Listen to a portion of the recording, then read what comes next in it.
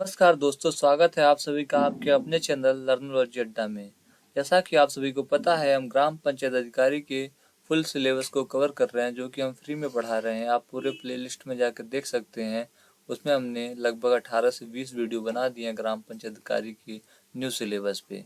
अब new syllabus के according एकदम नए अच्छे कंटेंट के साथ, नए कंटेंट के साथ हम पढ़ाई कर रहे हैं और आप लोगों को वो कंटेंट प्रोवाइड करा रहे हैं। उसी संदर्भ में आज हमारा जो सिलेबस में अगला टॉपिक होगा, पंचायत के वित्तीय स्रोत और कार्य योजना होगा। अगर आपने चैनल को अभी तक सब्सक्राइब नहीं किया, जरूर सब्सक्राइब कर लें और बेल आइकन भी जरूर दबाएं, जैसे सबसे पहले आपको वीडियो मिल सके। और हम टारगेट 85 प्लस लेके चल रहे हैं। 100 में 85 प्लस आए, पक्का सिलेक्शन हो हमारा और आपका, इसलिए हम 85 प्लस का टारगेट लेके चल रहे हैं। पंचायत स्तर पर संग्रहित किए जाने वाले कर मतलब टैक्स, उपकर मतलब सब टैक्स व आय के अन्य स्रोत। आय के अन्य स्रोत जैसे सरकार से जो हमें अनुदान मिलते हैं, वो आय के अन्य स्रोत हैं।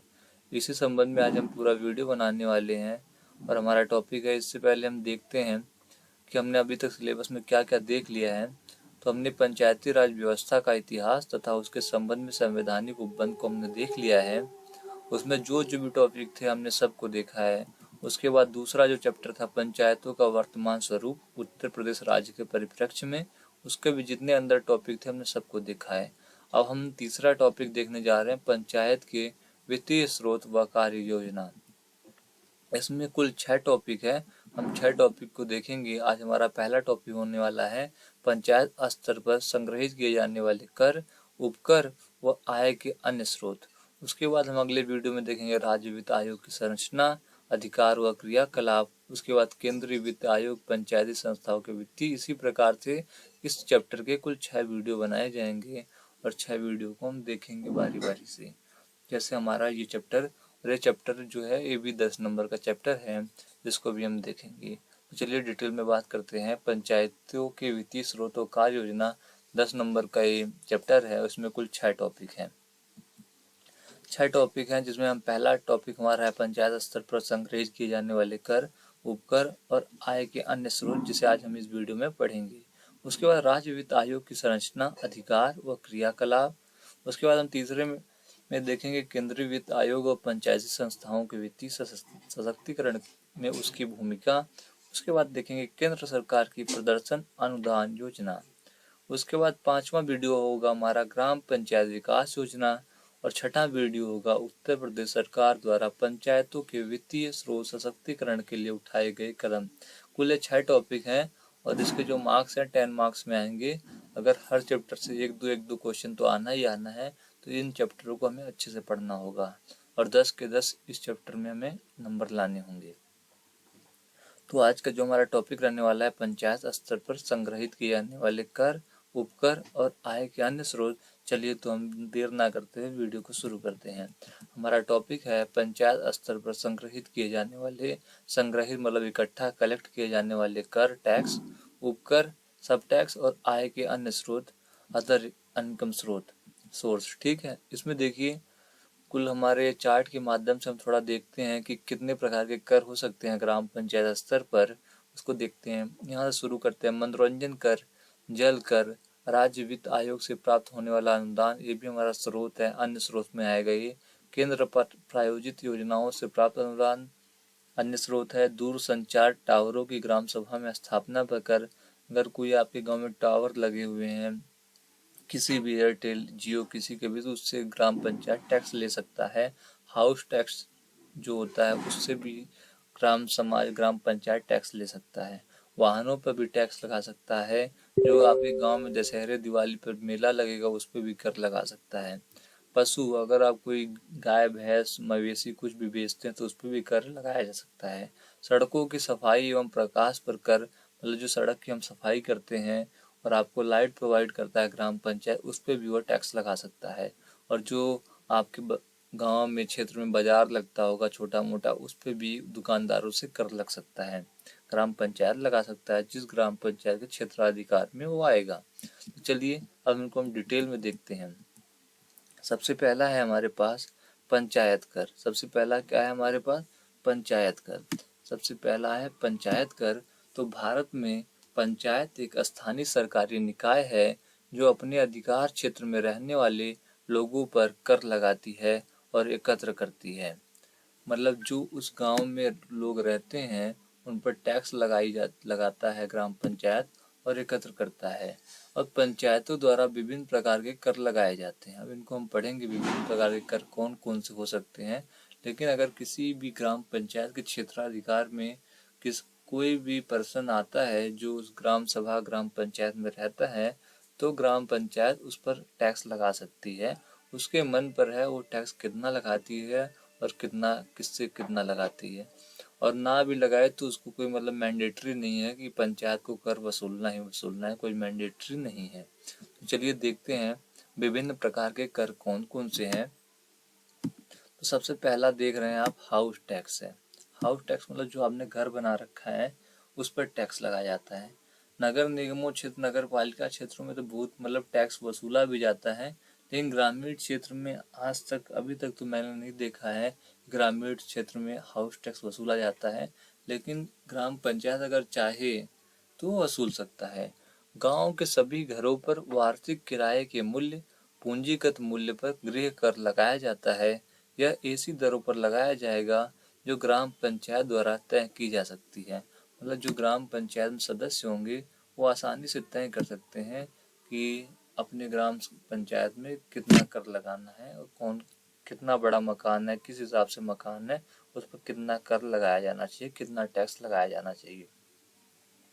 अब कौन कौन से मकानों को, कौन कौन सी श्रेणियों को गृह टैक्स से छूट दी जाएगी, इस पर हम बात करते हैं। तो जिन इमारतों का उपयोग शैक्षिक और छात्रावास मतलब जहाँ पर स्कूल चल रहे हैं या हॉस्टल है, बच्चों के पढ़ने वाले बच्चों का हॉस्टल है, तो उस पर कोई टैक्स नहीं लगाया जाएगा। सार्वजनिक पुस्तकालय है, लाइब्रेरी है, उस पर भी टैक्स नहीं लगाया जाएगा। कोई सार्वजनिक भवन है जैसे कि बारात घर है या अंत्येष्टि स्थल है, तो उस पर भी टैक्स नहीं लगाया जाएगा। प्राचीन स्मारक संरक्षण अधिनियम 1904 के तहत संरक्षित अगर कोई सी भी आपकी ग्राम सभा ग्राम पंचायत में बिल्डिंग है तो उस पर भी टैक्स नहीं लगाया जाएगा। तो बात करते हैं प्राचीन स्मारक, धर्मार्थ अस्पताल, कोई अस्पताल है जो चैरिटी द्वारा चल रहा है, औषधालय है कोई, और अन्य भवन है जिससे मतलब लोगों का हित हो रहा है, भला हो रहा है, तो उस पर ग्राम पंचायत टैक्स नहीं लगा सकता।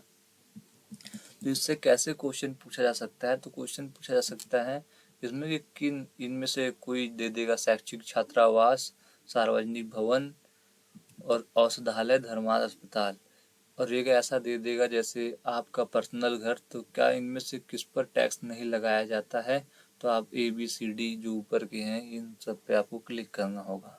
इसके बाद देखते हैं वाहन कर। दूसरा कर जो ग्राम पंचायत लगा सकती है वह है वाहन कर। वाहन मतलब गाड़ी घोड़ा जो आपके पास है, 2 व्हीलर 4 व्हीलर, टेम्पू, ऑटो, कुछ भी है, उस पर ग्राम पंचायत चाहे तो टैक्स लगा सकती है और अपने आय के स्रोत को बढ़ा सकती है।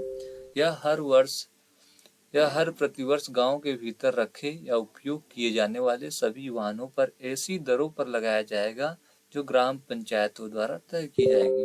ग्राम पंचायत का मतलब हमने आपको पहले ही बताया था, एक प्रधान, एक उप प्रधान, एक सभापति, और जब भी वार्ड पंचायत सदस्य चुन कर आए हैं ग्राम सभा से, वही ग्राम पंचायत है। वो अगर चाहें, जिस हिसाब से चाहेंगे, 2 व्हीलर पे 100 रुपया, 4 व्हीलर पे 200 रुपया, जिस हिसाब से चाहेंगे कर लगा सकते हैं।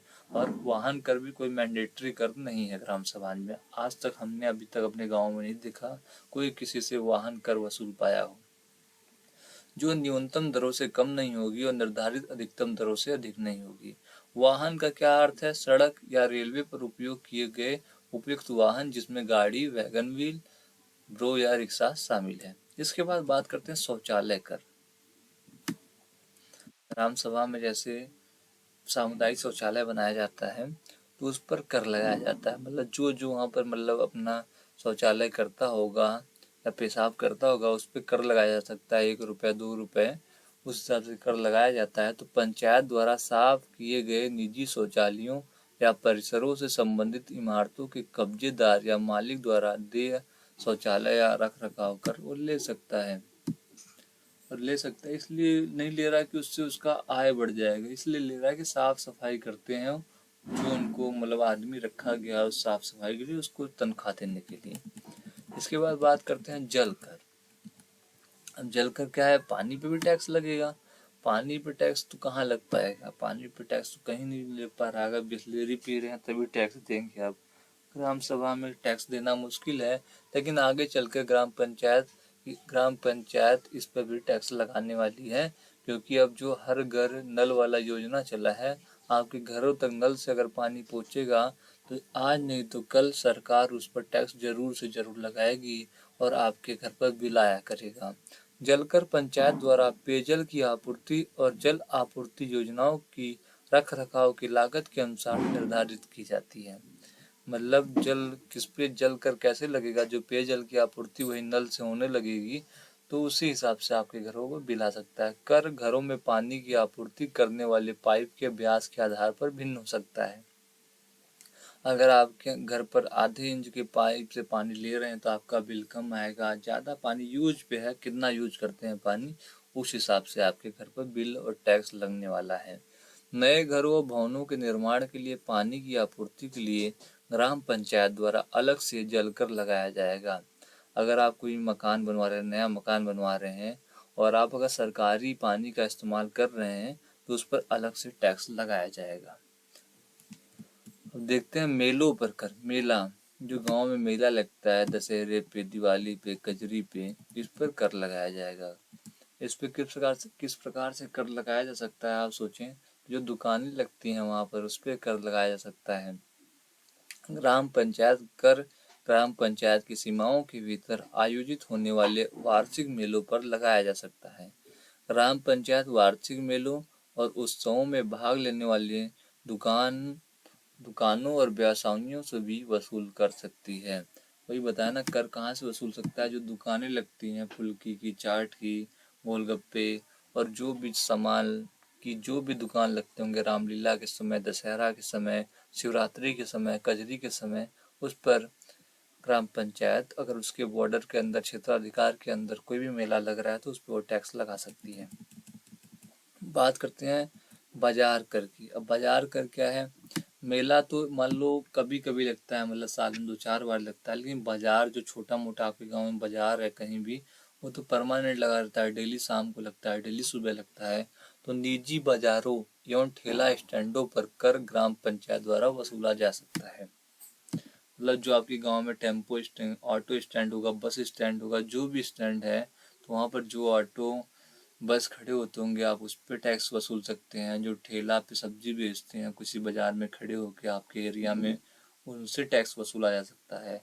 ग्राम पंचायत कर उन मामलों में भी एकत्र किया जा सकता है जहां निजी बाजार व्यापार लेन देन हो रहे हैं, जैसे बूचड़खाने, अस्पताल, गोदाम, माल परिवहन डिपो, भोजनालय, आवास गृह, होटल आदि। अगर उनके ग्राम पंचायत के क्षेत्राधिकार में है, ग्राम पंचायत जितने भी इनकम स्रोत जहाँ से अपना कमाई कर रहे हैं, कोई भी पर्सनल कमाई भी कर रहा है, तो उनसे भी वो टैक्स वसूल सकता है, वो उसके क्षेत्राधिकार में है तो। इसके बाद काट स्टैंड और टोंगा स्टैंड पर कर संग्रह। काट स्टैंड है जैसे बैलगाड़ी हो गया, टोंगा तांगा नहीं होता जिसपे मतलब घोड़े से चलाते हैं, उस पर भी वो अगर उनके ग्राम पंचायत में चलाई जाती है तो उस पर भी वो टैक्स वसूल सकते हैं। ग्राम पंचायत इन परिवहन वाहनों जैसे गाड़ियां, तांगा, रिक्शा और टैक्सियों को ठेला स्टैंडों या तांगा स्टैंडों पर रखने के लिए कर एकत्र कर सकती है, टैक्स ले सकती है, अगर उनकी वो ग्राम सभा, ग्राम पंचायत से चलाई जाती है तो। पशुओं की बिक्री पर कर ग्राम पंचायत द्वारा वसूला जा सकता है। जैसे बकरी है, भेड़ है, घोड़ा है, गधा है, खच्चर, ऊंट या टट्टू जैसे जानवर ग्राम पंचायत की सीमा के भीतर, मतलब ग्राम पंचायत के क्षेत्राधिकार में अगर खरीदा या बेचा जा रहा है, तो अगर ग्राम पंचायत को ये बात पता लगती है तो उस पर भी वह टैक्स लगा सकती है। वो उसके क्षेत्राधिकार में अगर है तो वो टैक्स लगा सकती है। कोई मैंडेटरी कर नहीं होता, मैंडेटरी टैक्स कोई भी गांव में नहीं है।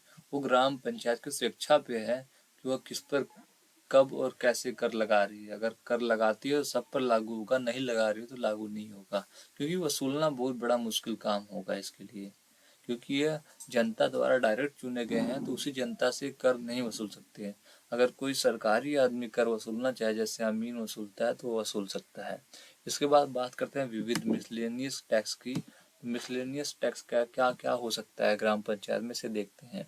दूर संचार टावरों की स्थापना, संचालन जैसी नई वस्तुओं पर कर। अगर कोई टावर लग रहा है किसी भी मतलब सिम कार्ड वालों का, तो उस पर टैक्स वसूला जा सकता है। उसके बाद पंचायत के भीतर स्थित भवन या तंबू पर कर, जो 500 फीट या उससे अधिक क्षेत्र को कवर करता हो। किसी भी पार्टी द्वारा सार्वजनिक रिसोर्ट, अगर कोई बारात घर, private marriage lawn, banquet hall बनाया जा रहा है मनोरंजन के लिए, कोई हॉल मतलब सिनेमा हॉल खोला जा रहा है, तो ग्राम पंचायत उस पर भी टैक्स वसूल सकती है। MFP लघु वन उपज जो है, उस पर कोई खरीद और व्यापार हो रहा है तो उस पर भी टैक्स ग्राम पंचायत लगा सकती है, अगर उसके क्षेत्राधिकार के अंदर में है तो। रेत के लिए नदी खदान स्थलों और पत्थरों के लिए पहाड़ी खदान स्थलों पर कर, जिनका उपयोग दोनों निर्माण उद्देश्यों से किया जाता है। अगर कोई नदी से रेता निकाल रहा है या पत्थर निकाला जा रहा है, लीज हुआ है सरकार द्वारा, फिर भी वो ग्राम पंचायत के अगर उसके अंदर हो रहा है तो उस पर टैक्स वसूल सकता है। इसके बाद प्रकाश कर। प्रकाश क्या है? लाइट। लाइट पर टैक्स कैसे लगेगा? सार्वजनिक सड़कों, स्थानों, सार्वजनिक शौचालयों या ऐसी इमारतों के लिए प्रकाश कर लगाया जाता है यदि ऐसी प्रकाश व्यवस्था का कार्य ग्राम पंचायतों द्वारा किया जाता है।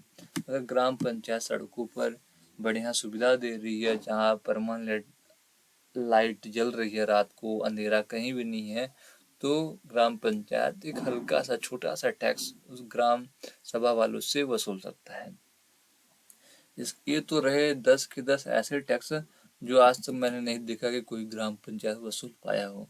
अब ग्राम पंचायतों के पास पैसा तो आया नहीं, कोई भी टैक्स तो वसूल नहीं पाए, तो इनके पास पैसा आता है कहाँ से, काम कहाँ से कराते हैं? तो मेन जो है इनकी आय का स्रोत यहीं से है, जो हम 11वें पॉइंट में देखने वाले हैं। 11वां पॉइंट है ग्राम पंचायतों की आय के अन्य स्रोत। अब इसमें निम्न हैं, जो कि 2-4 हैं, इसको हम देखते हैं। ये जो ऊपर के 10 थे तो ये बेकार ही थे, ये कभी टैक्स वसूला ही नहीं गया, क्योंकि वसूला नहीं जा सकता। क्योंकि अगर कोई आप जनता द्वारा चुन कर बैठे हुए हैं, अगर किसी से आप टैक्स वसूलेंगे तो वो अगली बार आपको हटा देगा, कहेगा पिछली बार वाले प्रधान जी तो टैक्स वसूलते नहीं थे, आपने कहाँ से नया नियम निकाल दिया, ज़्यादा कानून में बतियाओ। इसी तरह हम देखते हैं सरकार द्वारा पैसा आता है, उसी से गांव में काम कराया जाता है, वही मेन आय का स्रोत भी है ग्राम पंचायतों ग्राम प्रधानों के लिए। संविधान के अनुच्छेद 280 के अनुसार केंद्रीय वित्त आयोग की सिफारिश के आधार पर, अनुच्छेद 280 याद करिए, यह फाइनेंस कमीशन वित्त आयोग है केंद्र का। केंद्रीय वित्त आयोग की सिफारिश के आधार पर स्थानीय निकायों को अनुदान प्राप्त करने की बात की गई है। अनुदान मतलब ग्रांट दिया जाएगा किसको? स्थानीय निकायों को। स्थानीय निकाय कौन है? तो ग्राम पंचायत, नगर पालिका। ठीक है। इसके बाद केंद्रीय प्रायोजित योजनाओं की, जो केंद्र से प्रायोजित योजनाएं हैं, जैसे ग्रामीण क्षेत्रों में है हमारा मनरेगा, प्रधानमंत्री ग्रामीण योजना, इनके क्रियान्वयन के लिए धन और अतिरिक्त केंद्रीय सहायता के लिए अंतर्गत विशिष्ट आवंटन के भी प्रावधान किए गए हैं। तो मतलब जो हमारा गवर्नमेंट है, केंद्र सेंट्रल गवर्नमेंट है, वो जो भी केंद्र द्वारा प्रायोजित योजनाएं हैं उनको क्रियान्वयन के लिए बढ़िया पैसा, धन और अतिरिक्त केंद्रीय सहायता भी भेजता है। यही हम ग्राम पंचायतों का इनकम का स्रोत है और उसी से वो काम कराते हैं। फिर देखते हैं अनुच्छेद 243 के अनुसार राज्य वित्त आयोग, केंद्रीय वित्त आयोग था 280 में, और 243 के में राज्य वित्त आयोग है, मतलब उत्तर प्रदेश का राज्य वित्त आयोग है। उसके सिफारिश के आधार पर राज्य सरकारों द्वारा आवंटित धन किया जाता है। इसके अलावा राज्य सरकार से प्राप्त ऋण अनुदान के प्रावधान भी किए गए। अगर कोई ग्राम पंचायत एक्स्ट्रा काम कराना चाहता है तो वह ऋण भी ले सकता है राज्य सरकार द्वारा। आंतरिक संसाधन सृजन के लिए भी प्रावधान किए गए हैं। लेकिन ये कोई ग्राम पंचायत ऋण लेके कोई काम नहीं कराना चाहेगा, वो उसके पास इनकम ही नहीं आएगा तो कहाँ से फिर राज्य सरकार का पैसा चुका पाएगा।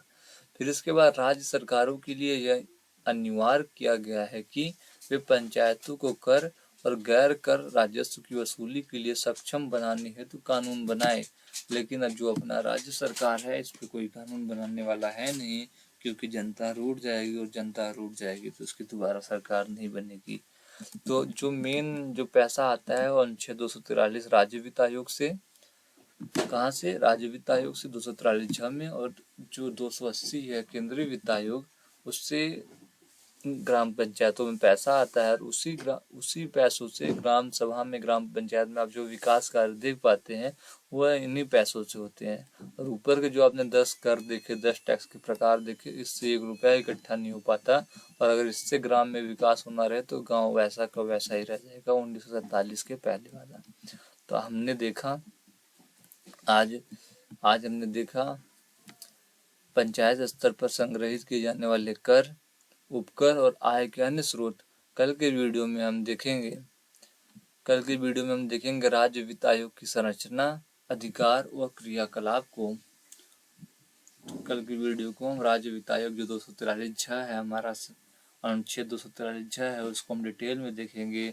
उसका कंपोजिशन कैसे है, कितने लोग होते हैं, उसका अधिकार क्या है, वो कैसे कार्य करता है, उस पर हम डिटेल से कल बात करेंगे, क्योंकि वही हमारे ग्राम पंचायत का मुख्य आय का स्रोत है। तो कल उस पर बहुत डिटेल में बात होने वाली है। मुझे उम्मीद है, मुझे लगता भी है कि राज्य वित्त आयोग से 10 नंबर का जो सिलेबस है पंचायतों के वित्तीय स्रोत का कार्य योजना, इसमें से राज्य वित्त आयोग से कम तो 3 प्रश्न पूछे जाएंगे, क्योंकि ये बहुत ही इम्पोर्टेंट चैप्टर है। और केंद्रीय वित्त आयोग और राज्य वित्त आयोग से कम तो 4 से 5 क्वेश्चन पूछे जाने हैं। तो आप तैयार रहिए कल वाले वीडियो के लिए और परसों वाले वीडियो के लिए। तब तक के लिए आपका बहुत बहुत धन्यवाद। आपने मेरा पूरा वीडियो देखा, और वीडियो देखेंगे, इससे बेस्ट कंटेंट आपको कोई यूट्यूब पे दे नहीं रहा है फ्री में। तो आप वीडियो देखा करिए, और अगर आपने अभी तक सब्सक्राइब नहीं किया चैनल को सब्सक्राइब करिए, और बेल आइकन को भी दबाइए, जैसे सबसे पहले आपके पास वीडियो पहुंचे। तब तक के लिए धन्यवाद दोस्तों, आप सभी का जय हिंद।